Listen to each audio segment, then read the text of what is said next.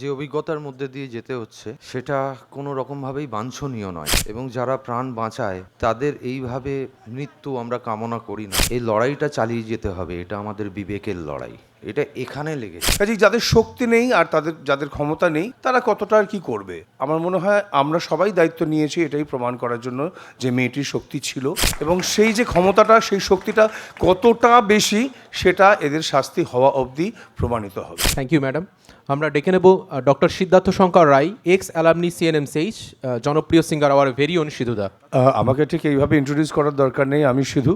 আর আমি আজকে একা আসিনি, আমি পটা আর আমি একসাথে আমরা গান বাজনা করি, তাই আজকে একসাথে এসছি, একসাথে স্টেজেও আসতে চাই। পটা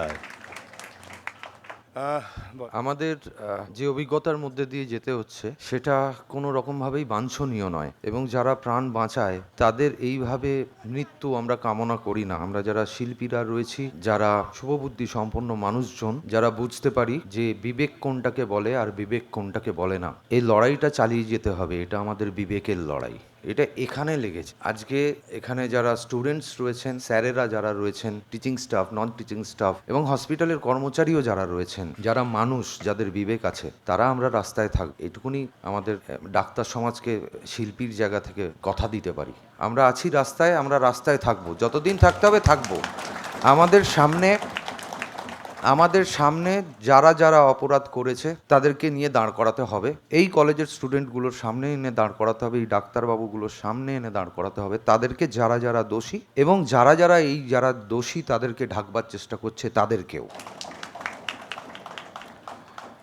এবং এটা কেবলমাত্র আজকে একটা হসপিটালের আন্দোলন নয়, ডাক্তারদের আন্দোলন নয়, এটা সারা ভারতবর্ষের একটা মেয়ে যে ডাক্তার ছিল তার জন্য লড়াই। আমরা এই ঘটনাতে আমাদের ভারতবর্ষ অনেকটা পিছিয়ে গেলাম বলে মনে করি আমি। সুতরাং আমাদের ভারতবর্ষকে এগিয়ে নিয়ে যেতে গেলে আমাদের এই মেয়েদের সিকিউরিটি আমাদের এইখানে দিতে হবে, এবং তার জন্য যা বিল পাস করতে হয় সেখানে যারা রয়েছেন, কাজকর্ম করছেন, তারা সেই সব ব্যবস্থা করুন এবং আমাদের সিকিউরিটির ব্যবস্থা করুন।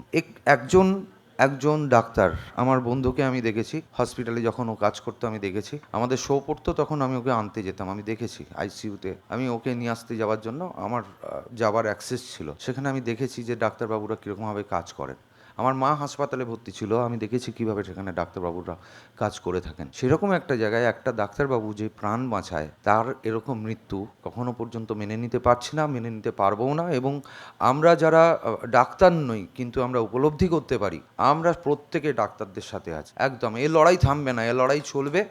সে দুর্গাপুজো আসলেও দুর্গাপুজোতেও আমরা কিছু করব। হয়তো এবছর দুর্গাপুজোতে আমরা কলকাতাতে থাকছি না, কিন্তু আমাদের যারা ছেলেরা রয়েছে, অন্যান্যরা যারা রয়েছে, তাদেরকে পুরো ডিজাইন করে দিয়ে যাব, গোটা দুর্গাপুজো থেকে যেন এই আন্দোলনটা চলতে থাকে। সে পোস্টার ডিজাইন করি, সে ছবি আঁকি, কোথাও দাঁড়িয়ে গ্যাদারিং করে গান করি, যেটা করতে পারি সেইখানে প্রতিবাদের গান নিশ্চয়ই আমরা করব। সেইটুকুনি আমরা করতে পেরেছি, এবং আমরা একটা গানও করেছি। সিধুদা, গানটা শোনানোর আগে দু একটা কথা জাস্ট বলতে চাই।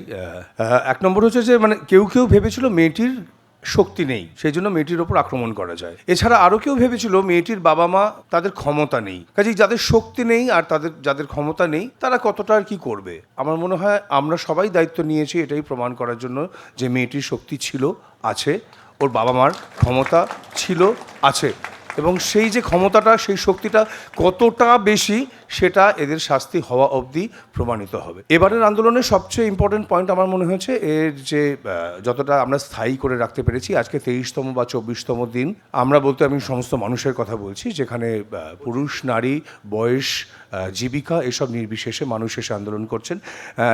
24 দিন 25 দিন অবধি এই আন্দোলনটা টানা গেছে। সাধারণত কি হয়, কয়েকটা মিছিল হয়, কয়েকটা সমাবেশ হয়, তারপরে ব্যাপারটা আস্তে আস্তে থিতিয়ে যায়, কিন্তু এবার আমরা থিতিয়ে যেতে দিইনি এবং দেবও না।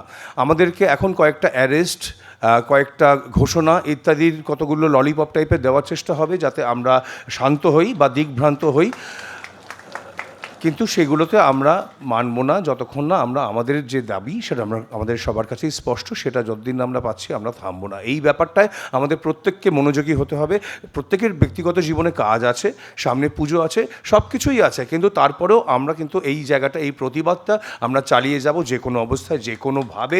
কিন্তু প্রত্যেকটা দিন আমরা এই প্রতিবাদের উদ্দেশ্যে আমরা কিছু না কিছু একটা করব, সেটা ফেসবুক পোস্ট হোক, পথে হাঁটা হোক, গান গাওয়া হোক, কিছু না কিছু না আমরা প্রত্যেক দিন করব। এটা যদি আমরা সবাই ভাবতে পারি, আমার মনে হয় এই আন্দোলনটা চলবে এবং চলতেই হবে যতদিন না মানে আদারওয়াইজ 25 দিন কাজ করার কোনো দরকার ছিল না। 25 দিন কাজ করে যদি আমরা থমকে যাই বা 27 দিনের মাথায় আস্তে আস্তে থিতিয়ে পড়ি, তাহলে এতদিন টানারও কোনো দরকার ছিল না। কাজে এতদিন যখন টানা হয়েছে তাহলে শেষ অবধি টানা হোক, সেই দায়িত্ব আমাদের প্রত্যেকের। আর এই টানতে না দেওয়ার একটা তো উপায় বললাম, আমাদের কিছু ললিপপ দেওয়া হবে। আরেকটা খুব সুবিধাজনক উপায় হচ্ছে এই আন্দোলনগুলোর মধ্যে একটা রাজনৈতিক রং লাগিয়ে দেওয়া। তাতে কিন্তু খুব মানে সুবিধা হয়ে যাবে, সমস্ত পুলিশ প্রশাসন সবার জন্য খুব সুবিধা হবে। এ তো অমুক পার্টির, ও তো তমুক পার্টির, এইভাবে চিহ্নিত করে গেলেই জিনিসটা যে সাধারণ মানুষের, সেইটা কিন্তু আর বিশ্বাসযোগ্য থাকবে না। কাজেই সেইটা আমাদের প্রত্যেককে কনসিয়াসলি করতে হবে যে আমরা এটার মধ্যে কোনো রাজনৈতিক রং লাগতে দেবো না। এটা সাধারণ মানুষের প্রতিবাদ, সাধারণ মানুষের লড়াই, সাধারণ মানুষের আন্দোলন, সেইভাবেই আমরা এগোতে থাকবো। বাংলা হান্টের আরও খবর দেখতে নজর রাখুন। বাংলা খবর মানেই বাংলা হান্ট।